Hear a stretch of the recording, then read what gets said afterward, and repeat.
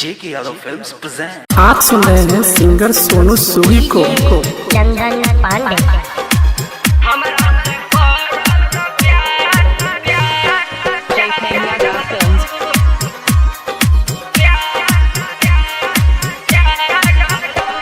Phone कर जंतु ज्यादा भुलाचा कसम वादा, नाचा कसम वादा, नाचा कसम वादा।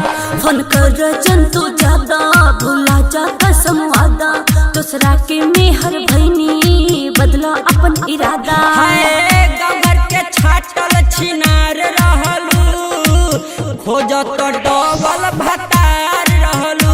आय हाय गंगर के छाटल छिनार रहलू, खोजत डबल भतार रहलू। डीजे चंदन पांडे।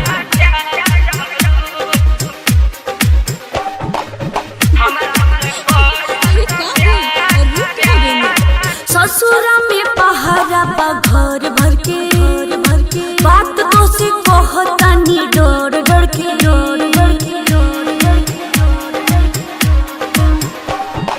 ससुरा में पहाड़ा बा घर भर के, बात तो से कहतानी डर डर के। जाई के रानी बदल गइलू, पियावा के घर तू ढल गइलू। अब भेजा जंतु चाटा, जल्दी से फोन तू काटा।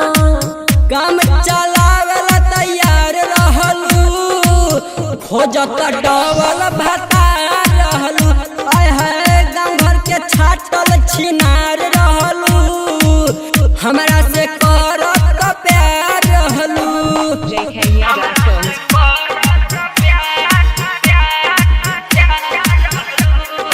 डीजे चंदन पांडे।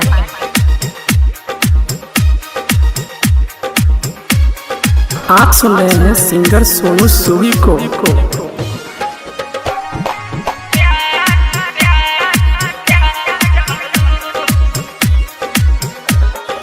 पेट नहीं भरे तोहरा चटनी से, लागल बड़ा दूसरा के पतनी से।